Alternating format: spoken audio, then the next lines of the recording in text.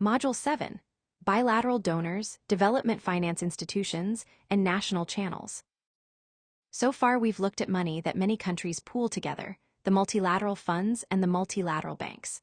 But a large part of climate finance never goes through a common pool at all.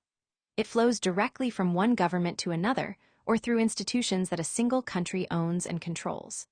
This is the bilateral world, and it's where climate finance meets national interest, foreign policy, and, right now, a wave of budget cuts that is reshaping the whole landscape.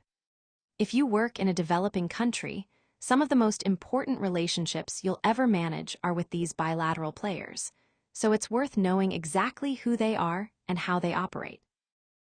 By the end of this module, you'll understand the difference between a bilateral aid agency and a development finance institution. You'll know the main national players by name. You'll see where national climate funds, philanthropy, and South-South cooperation fit in, and you'll understand the aid retrenchment climate that is squeezing all of it right now. Let me start with the word bilateral, to sit it next to multilateral from the last two modules. Bilateral just means two-sided, one giver, one receiver. When Germany funds a solar program in your country directly, government to government, that's bilateral.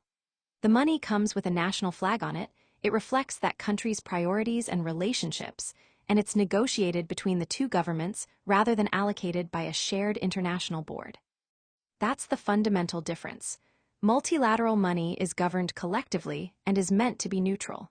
Bilateral money is national, and it carries national interest with it, sometimes lightly, sometimes heavily. Within the bilateral world, there are two quite different kinds of institution, and confusing them is a common mistake, so let me draw the line clearly.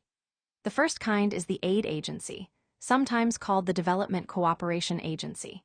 Its job is to deliver a country's development assistance, and it works substantially in grants and in technical cooperation, meaning it gives money and expertise without necessarily expecting to be paid back.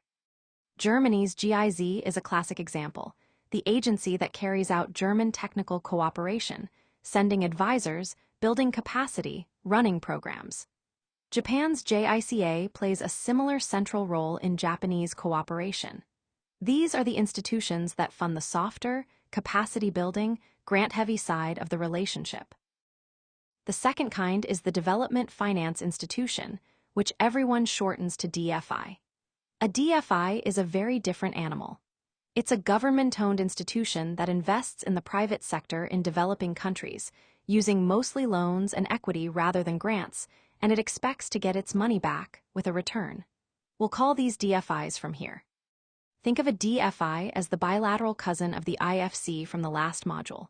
It exists to finance businesses, a wind farm, a microfinance bank, an agribusiness, in places where private investors fear to tread, and by doing so to prove those investments can work and pull in others.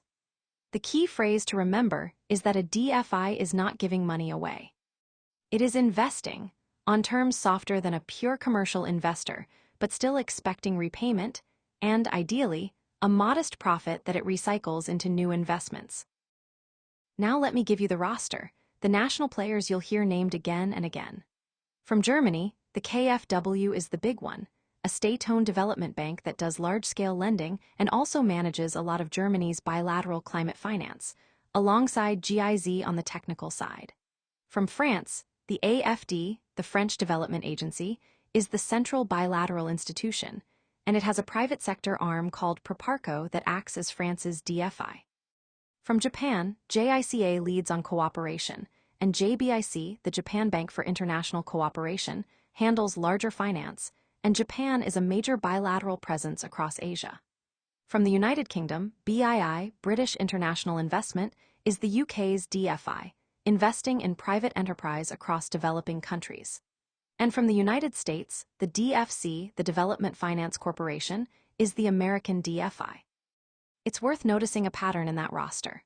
Several countries run both an aid agency and a DFI side by side, Germany with GIZ and KfW, France with AFD and Proparco, Japan with JICA and JBIC. That pairing is deliberate. It lets a country offer the full range, grants and capacity through one arm, investment through the other, and sometimes combine them on a single project, using a grant to prepare the ground and an investment to build the thing. When you approach a bilateral partner, it helps to know that both doors exist, because the answer that's no at one door may well be yes at the other. You've listed both aid agencies and DFIs together. As a practitioner, does it actually matter to me which one I'm dealing with? It matters a great deal, because it tells you what kind of money is on offer and what they'll expect from you. If you're talking to an aid agency like GIZ or the technical side of JICA, you're likely in the world of grants and capacity building. Money to plan, to train, to pilot, to build institutions without a repayment obligation. That's the natural home for a lot of adaptation and readiness work. If you're talking to a DFI like Proparco, BII, or the DFC, you're in the world of investment. They'll be looking for a project with a revenue stream, a private partner, a way to be repaid. Bring them a pure public good adaptation project with no income, and you'll get a polite no, not because it's a bad project, but because it's the wrong instrument. Knowing which door you're knocking on saves everyone time. It's the same underlying logic as the grant versus loan question we'll formalize in the very next module. Now, an honest and important note about the present moment, because it's shaping everything as of the mid-2020s. There is a significant retrenchment happening in bilateral aid and development finance in some major donor countries. Budgets are being cut, agencies restructured, and in the United States in particular, there has been a sharp pullback in development assistance and a reshaping of development finance during this period. For a practitioner, this is not an abstract political story. It means programs you were counting on may shrink or vanish. It means more competition for the money that remains, and it means the reliability of bilateral promises is under strain at the very moment the need is rising. The mismatch is stark. At Baku, the world set a goal of at least $300 billion a year by 2035, yet several major donors are cutting their aid budgets right now. Part of your job in this environment is to diversify, to not depend on any single donor, and to understand that bilateral money is more politically exposed than multilateral money, because it can change with an election. There's a further feature of bilateral money you should understand, because it can shape a project in ways that aren't always obvious.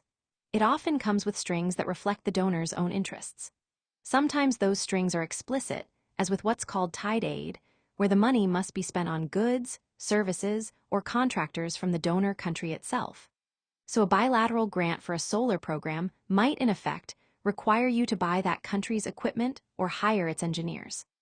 Sometimes the influence is subtler, showing up in which sectors a donor favors, which technologies it promotes, or which regions it prioritizes for reasons of its own foreign policy. None of this makes bilateral money bad. It funds an enormous amount of vital climate work, but it does mean you should read it clearly for what it is. Money that advances two agendas at once, the recipients and the donors. A practitioner who understands the donor's motivations can align a project with them honestly and win support faster, rather than being surprised by conditions late in the process. Let me now widen the frame beyond the traditional donors, because the bilateral and national world has three more pieces you should know. The first is national channels inside the recipient country itself. Many developing countries have set up their own national climate funds, national vehicles that receive money from various sources, international and domestic, and then allocate it to projects at home according to national priorities. And connected to this is the idea we met in Module 5, the National Implementing Entity, a domestic institution accredited to receive and manage international climate money directly. The importance of these national channels is about ownership and control.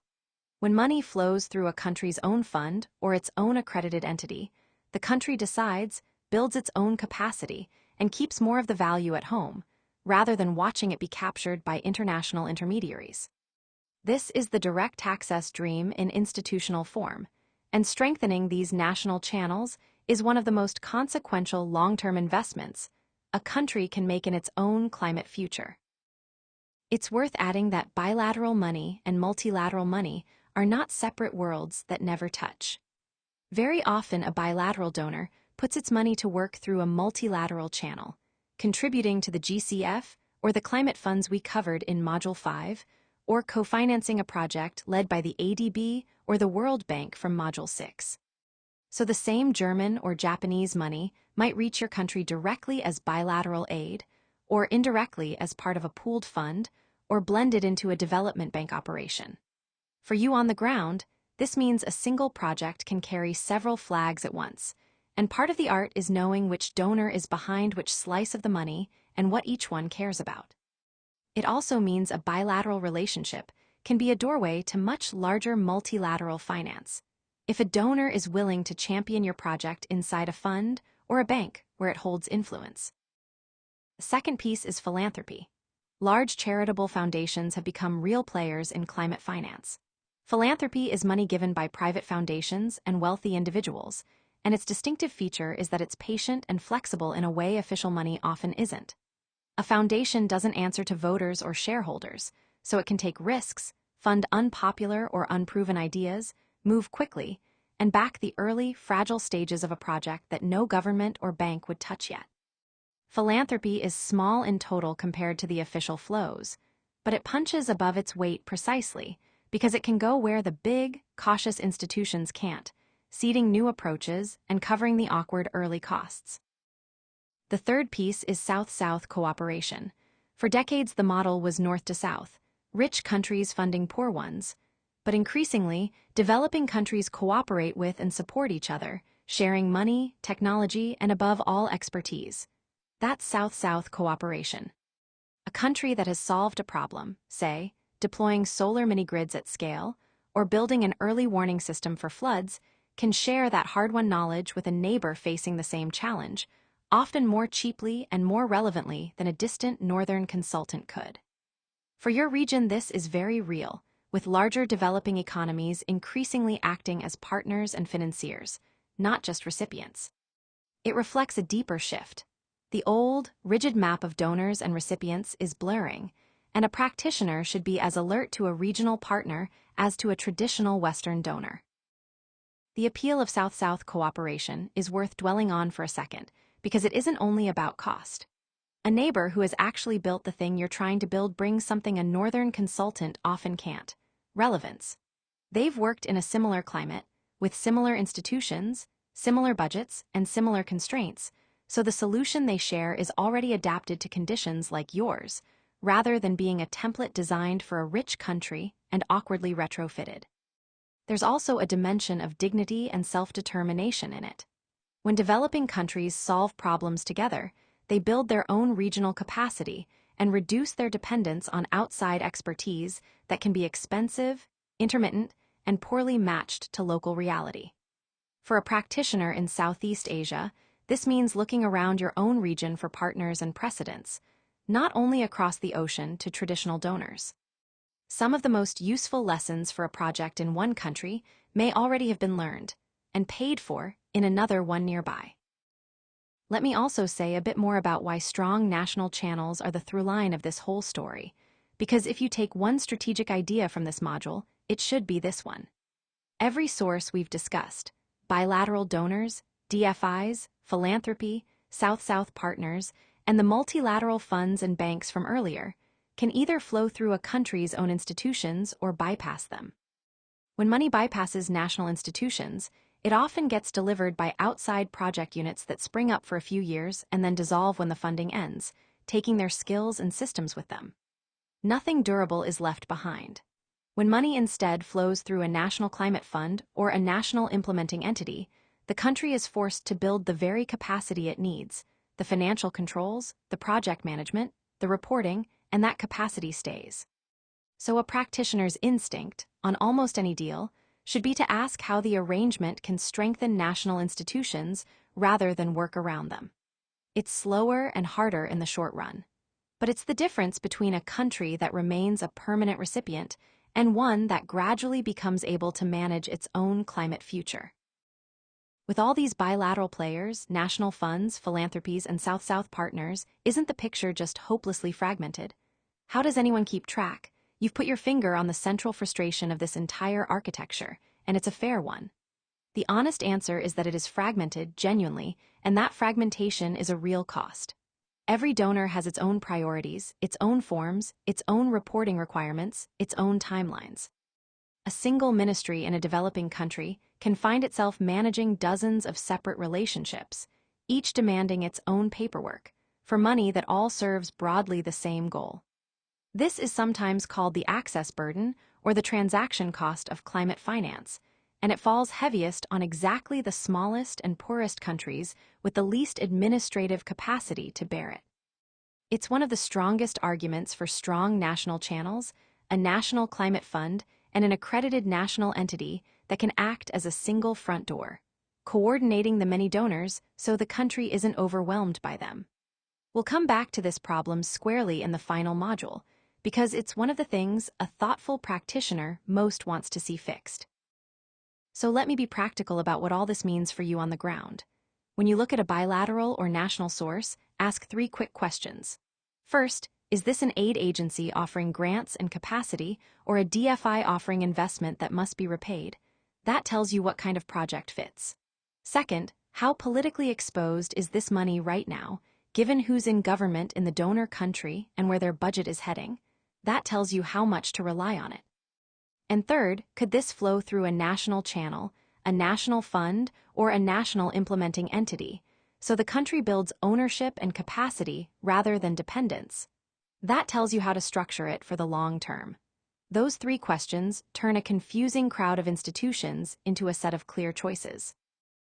So, to bring it together, the bilateral and national world is climate money that flows from a single country, or through institutions a single country controls, rather than through shared pools.